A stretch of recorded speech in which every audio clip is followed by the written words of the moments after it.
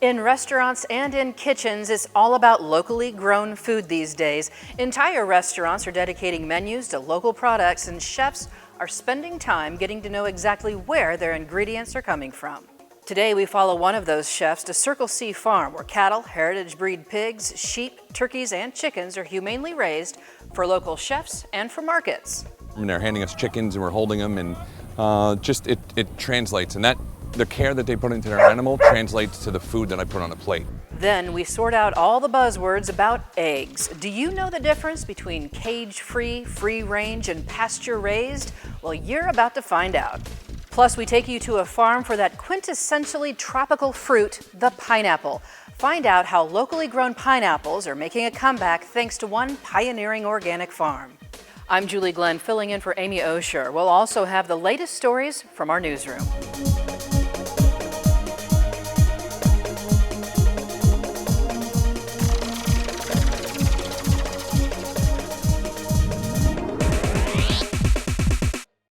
I'm Julie Glenn, filling in for Amy Osher. Thanks for joining us. Restaurant menus take a turn toward the rustic, referring to local farms, fisheries, and heritage breeds of livestock. Here in Southwest Florida, that means more and more local farms specialize in sustainability to supply the growing number of restaurants with farm-to-fork philosophies. Today, we meet one local chef on the farm. So we do make pasta. We make pasta with the eggs. We make creme brulee. We do the flourless chocolate cake. So we use it in so many different applications. When Chef David Rashty started as chef de cuisine at Jack's Restaurant in the Pink Shell Resort, his first order of business was to get to know local farmers like Nicole Kozak of Circle C Farms. We work with several restaurants and clubs in the area, as actually our reach is as far from Tampa down to the Keys, including Miami. And we have some chefs that we work with on the East Coast as well. We have a really nice collection of high-end, top-quality chefs that we work with here in Southwest Florida. Here at the Bonita Springs location, Circle C Farms raises their laying hens. They also do a brisk business selling to the public. They offer chicken eggs, quail eggs, and a variety of meats from their second and much larger location out past Immokalee. With a full circle pasture rotation program, the name Circle C certainly fits. What we'll do is, as the chickens are eating the grass and they're dropping manure behind them, and we move the mobile coops, then they're eating the grass, they're doing their contribution to recycling, and then they're dropping the manure, which is fertilization, and the nutrients back into the ground. So then a few weeks later, we get absolutely beautiful, lush green grass that grows, and then as we rotate the chickens out of one pasture, we rotate the sheep and the cattle in to that pasture. They even use spent grains from Fort Myers Brewing Company in the feed, which is one of the symbiotic community relationships chefs like David Rashty appreciate. As I said, it's really how they raise their animals and how they care for their animals. So there aren't that many farms out there that really go that extra step. And we went out to their farm and they're handing us chickens and we're holding them, and it translates. And the care that they put into their animal translates to the food that I put on the plate. And when a chef gets his hands on locally grown, sustainably raised products, the sky's the limit. Back in his kitchen at the rechristened Jack's Farm to Fork restaurant, Rashty turns Circle C's eggs with their brightly colored yolks into fresh tagliatelle pasta.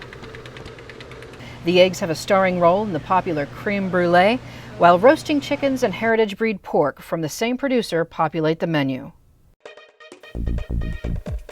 Long gone are the days of just running to the store to get a dozen eggs.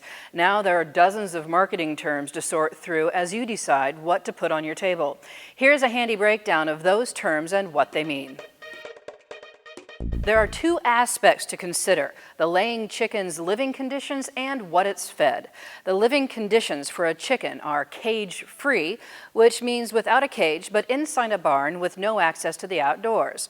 Free range or free roaming means that they're cage-free, and they also have access to an outdoor pen.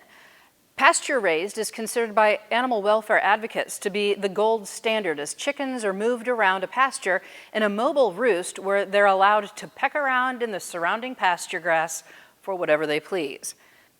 As far as what they're fed, the gamut runs from more modified feed to more natural feed in this order: Omega-3 enriched means they're given feeds supplemented with fish oil, krill oil, flaxseed oil, or algae oil. Antibiotic free means the feed doesn't have any added antibiotics. Vegetarian means the chicken were given feed with no animal byproducts. However, chickens are naturally omnivorous, enjoying the occasional bug or worm when foraging on their own.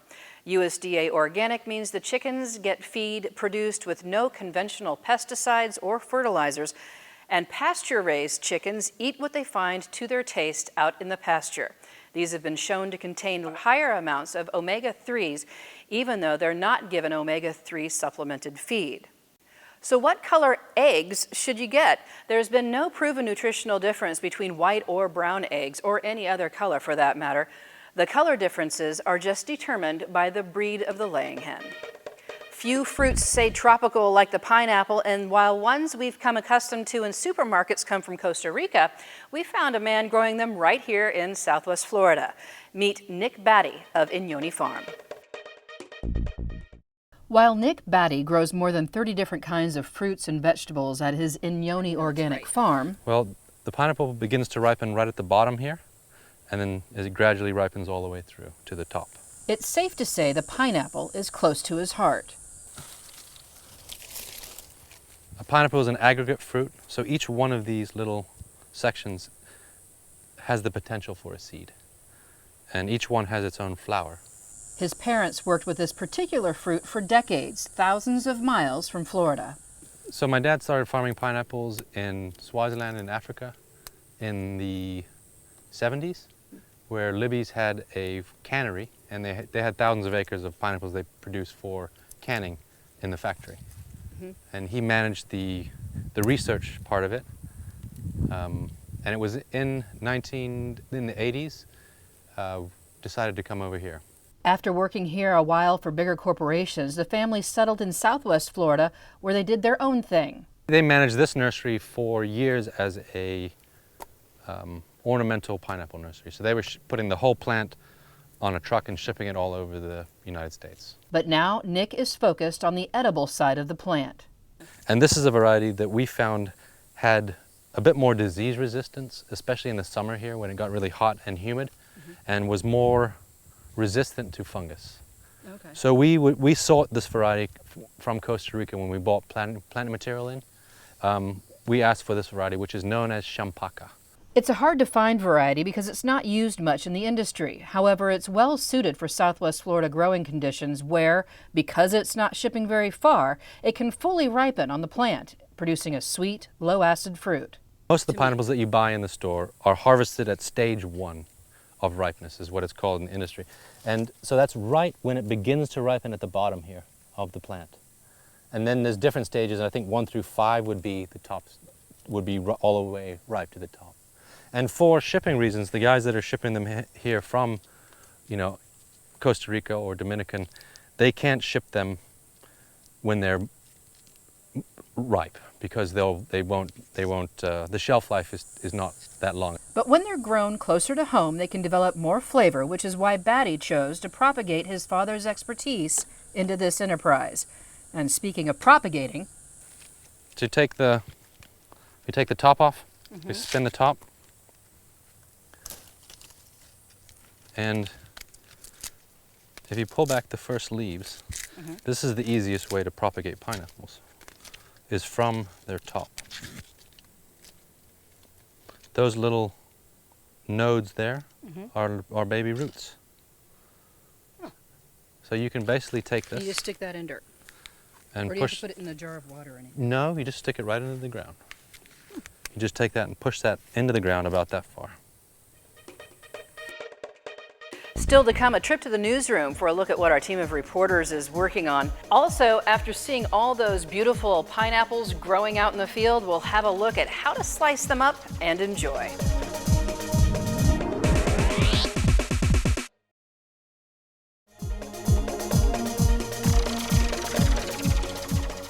Welcome back. Each week we drop by the newsroom to see what's happening, so let's check in with our reporters right now. Hi everyone, I'm Alex Glorioso, the political reporter here at the Naples Daily News. This week I'll be writing a story about Democratic presidential nominee Hillary Clinton. She opened an office in Naples a couple of weeks ago, and she opened an office in Lee County on Thursday. I'll be looking at what her campaign strategy here in the area and in Florida overall. As many of you probably know, Florida is a really big swing state. It's crucial to the election this year. And Clinton just got a major bump from the Democratic National Convention. She's now leading Trump in Florida, 538 reports. It does wonder whether she'll be able to hold this lead, and I think how she gets out the vote, what her ground game strategy is, especially in a very red area like Collier and Lee counties, will have a big impact on whether she'll actually be able to take the election here. So I'll be reporting on that and keeping you updated as the presidential election begins to unfold. Hi, I'm Greg Stanley with the Naples Daily News, and with election season coming up, we're really starting to dig into the county clerk's race. Last week we took a look at Dwight Brock, incumbent who's had the seat for 24 years. This week we're really starting to dig into his challenger, Georgia Hiller, who has been a commissioner here since 2010, over the last 6 years. What's remarkable is their similarities, both in educational background. They're both MBAs, both CPAs, both attorneys. They're both really stubborn, and that's kind of what we're getting at this week, looking into what the differences will be, what's sparking the main differences in the race. What's interesting too is that they started out as very strong allies. Brock actually endorsed Hiller's bid for commissioner. Hiller had the nicest things to say about Brock. That all changed in 2014, and that's what we're looking at this week. As reporter Greg Stanley worked on his stories this week, Naples Daily News was able to talk with county clerk candidates Dwight Brock and Georgia Hiller on camera as well. Here they are in their own words. One of the goals that I have is to get all of the financial information on the internet for the public to see, so that the general public can see what their elected leaders are spending their money on. I think that is important, and I think they will be surprised when they do see exactly what they're spending their money on. I intend to provide the highest level of service at the lowest cost to the community, strictly adhering to the law. I will restore confidence and professionalism to the office of the clerk. I will restore integrity and respect to the office of the clerk. The laws are very clear. There is no subjectivity. There is no opportunity for arbitrary or capricious decision making, which is what is going on now. There is no reason for litigation. Our vendors are suffering. Our contractors are suffering. Our nonprofits are suffering because of the current clerk's misapplication of the law. I think it's important for the people that the check and balance that is created by the clerk is in place. And I'm a little concerned that my opponent would not maintain the check and balance that we have created. This week we're talking about local food crops, but there is also a crop of young athletes with their eye on the Olympic prize. This week in Pop Studio, Amy Osher talks with our features reporting team about young Naples gymnasts and a visiting comedian. Hi, and welcome to Pop Studio. As always, I'm joined with Pam Fisher, and she brought along a couple of her features team. We got a lot of TV viewing this week. It's kind of what they call appointment TV with the Olympics. Right. And so Shelby's got a really cute story about some young gymnasts here in Naples who have some idols from previous Olympics. Yeah, so it seems that gymnastics becomes like the flagship sport of the Olympics. Mm-hmm. These women go on to be TV actresses, they're in commercials, they're like role models for these young athletes. Mm-hmm. And so some of these little girls I've talked to this week, I mean, they are obsessed. We have the Fierce Five from the 2012 Olympics. Gabby Douglas is like their idol, and they're just the cutest little girls, and they have such big aspirations of going to the Olympics one day. And you never know where the next star is going to come from, and I'm sure they have that back in their psyche that I could be the next Gabby Douglas or someone. For sure. They think that they're going to do it, and I believe in them.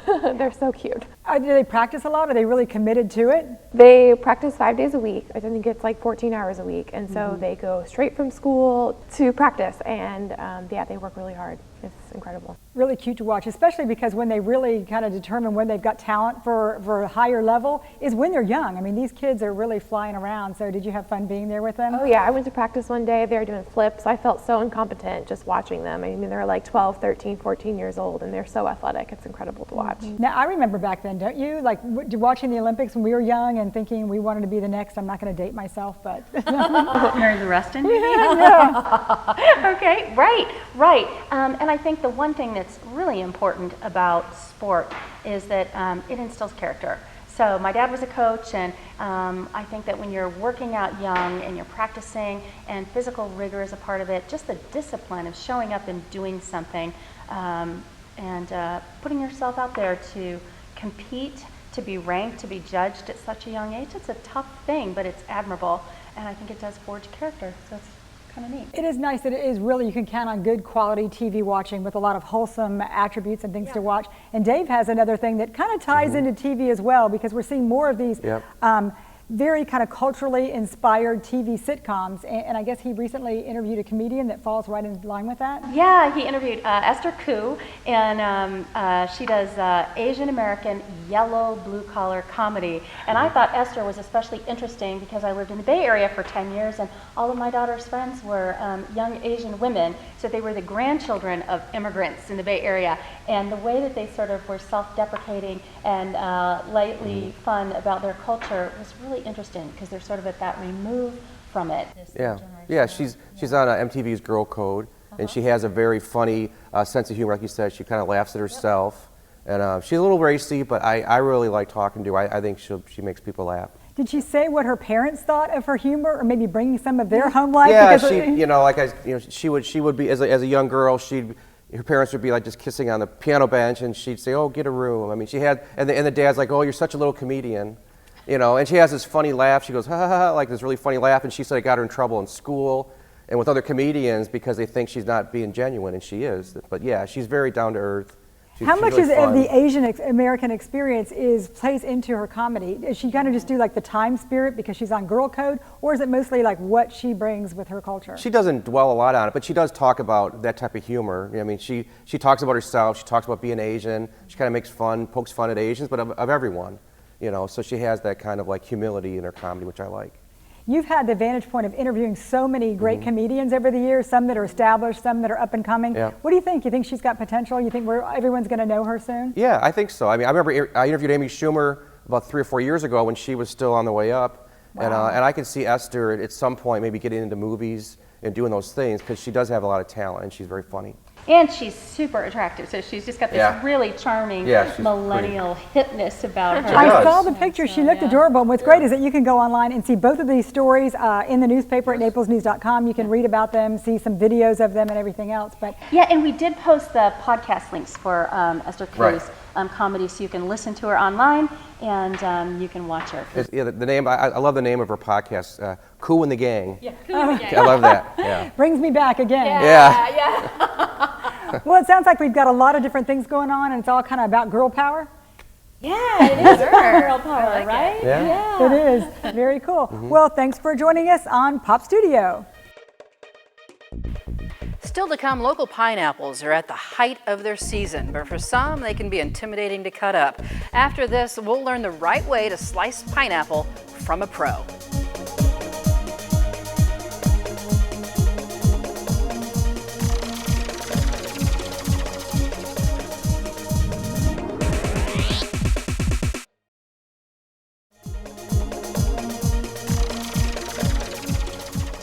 Welcome back. While pineapples are the symbol of welcome, something about their spiky leaves and prickly exterior doesn't feel so welcoming. But the payoff for slicing into a fresh local one is worth the risk.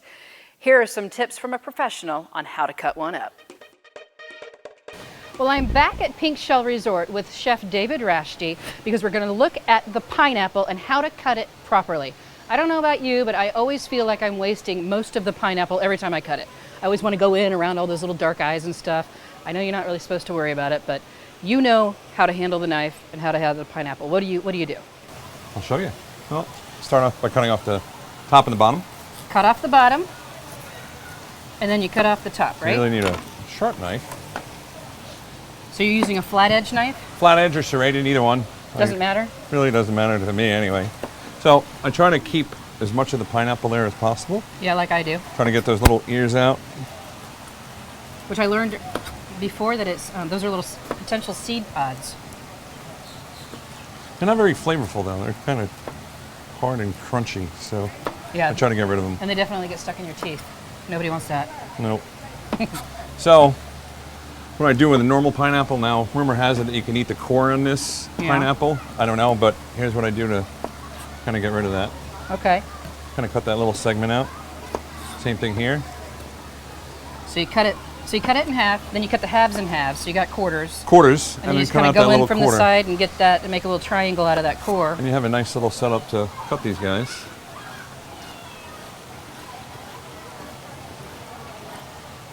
That looks pretty easy. Perfect. You want to try it? I do, actually. I've been dying to try it ever since we got them. They're so good. Wow. Are those good? They're really good. Aren't they awesome? For a tiny little pineapple, it's got a lot more flavor It than a lot does. of this stuff. Yeah. Yeah, because it's grown locally, so it has all the sugar development that happened on the plant here locally. That's really Didn't tasty. have to get shipped all the way. Aren't they great? And They're really then tasty. you can plant this and make it into another plant. That It'll I grow didn't another know. one. That's awesome. Yeah, he said take off this bottom part, a few of the bottom leaves, and just stick it in the dirt, and you're good to go, and you'll have a pineapple in a year. I'm going to start a pineapple farm. Me too. I'm With thinking about these. doing that with my front yard. Thanks so much, David. Awesome. That'll bring this edition of Behind the Headlines to a close. I hope you enjoyed seeing what's growing locally and what Farm to Fork is all about. You can rewatch this edition or any of our past shows by logging on to naplesnews.com. On the left-hand side, under Quick Links, select Behind the Headlines. We also make our clips available for viewing and sharing on Facebook. I'm Julie Glenn. Join Amy Osher back here next week.